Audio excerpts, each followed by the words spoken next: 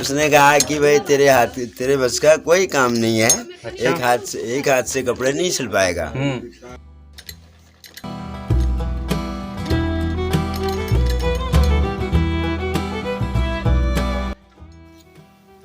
ये है दयाराम, जो बचपन से दिव्यांग हैं। आइए जानते हैं दयाराम का जीवन कैसे चलता है। दया, ऐसे ही एक हाथ से लगाते हैं, एक हाथ से कटिंग फटिंग करते हुए, और बड़ी मुश्किल से कपड़े को संभालना पड़ता है।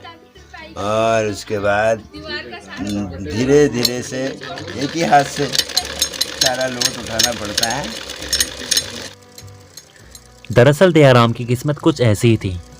फिर भी दया ने कभी जीवन में हार नहीं मानी और आज सिलाई का काम करके परिवार का भरण पोषण कर रहे हैं।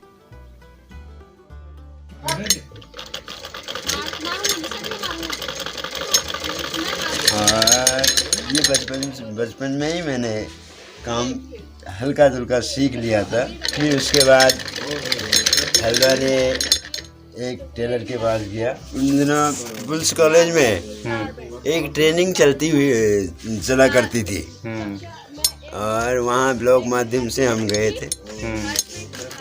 ब्लॉक वालों ने हमको हल्द्वानी भेजा, तो वहाँ हमको सिखाया 6 महीने। दयाराम कहते कि सिलाई सीखकर वो हल्द्वानी किसी टेलर की दुकान में काम की तलाश के लिए गए, लेकिन दया को देखकर टेलर ने कहा, तेरे बस की नहीं है।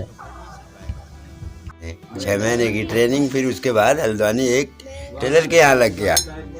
उसने कहा कि भाई तेरे बस का कोई काम नहीं है। अच्छा? एक हाथ से कपड़े नहीं सिल पाएगा। तो मैंने कहा, उस्ताद जी प्रैक्टिस तो करता हूँ, अगर हो जाएगा ठीक है, नहीं तो आप भरपूर कोशिश कीजिए कि होगा, वो नहीं होगा वो तो मैं पकड़ लूँगा। तो उन्होंने करते करते 6 महीने वहाँ गुजारने के बाद 6 महीने टेलर के पास गुजारे। वो दिनों दिन उसके बाद काम सीखते आया, काम पकड़ते आया। तो उन्होंने उस्ताद ने हमारे थैंक यू कहा।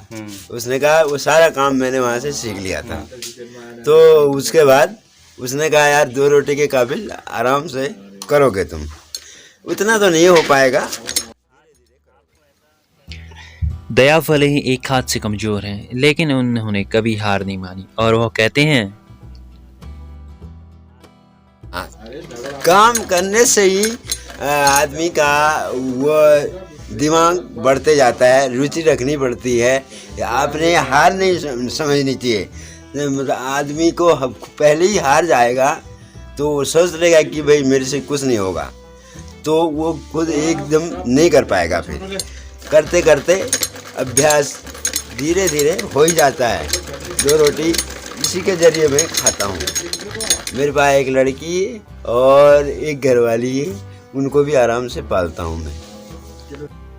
दयाराम गरीब हैं और दिव्यांग भी, इन्हें सरकार से योजनाओं का लाभ नहीं मिलता है। दया कहते हैं, नेता सिर्फ चुनाव में शकल दिखाने आते हैं, फिर जीतने पर ईद के चांद हो जाते हैं। कोई आज तक हमें कोई लाभ किसी सरकार ने और किसी ने हमको ना राहत दी ना, और इतना काम करते हुए भी हमें एक मशीन के लिए गवर्नमेंट ने, सरकार ने हमें कोई राहत नहीं दी। किसी ने नहीं दिया हमको। सिर्फ वोटों के लिए आते हैं। वोटों के लिए आते हैं। वोटों के समय में कहते हैं, हाँ तुमको हम ये कराएंगे वो कराएंगे, और वोट हो गए, जीत गए, तो उसके बाद कोई न हमें देखने वाला नहीं है। दयाराम कहते हैं कि सिलाई से 2 वक्त की रोटी चल जाती है, लेकिन कभी कभी मुश्किल भी होती है। खर्चा पानी जितना आवश्यकता होती है उतना खर्चा नहीं कमा पाते हैं, और मिनिमम रोटी के लिए रोटी और सब्जी निकल आता है। कभी तेल नहीं होता है तो कभी सब्जी नहीं होती है, कभी नमक नहीं होता है तो मिर्च नहीं होती। ऐसे ही गुजारा चलाते हैं। आदमी अपने दम पे जिस लगन को उठाएगा तो उसमें आदमी ने हार नहीं समझनी चाहिए कि कोई भी काम आदमी के लिए नामुमकिन नहीं है। आदमी जो चाहता है तो वो कर सकता है। सिर्फ उसमें अपनी धुन और लगन सबसे पहले लगानी पड़ती है। बार बार आदमी लगा रहेगा तो उस काम को करके छोड़ेगा। क्या नाम है आपका? मेरा नाम दयाराम। ये थी एक दिव्यांग की कहानी और इनके जज्बे को हम सलाम करते हैं, जो स्वरोजगार से अपना परिवार पाल रहे हैं। अभी के लिए जय हिंद। फिर मिलते हैं किसी हकीकत के साथ।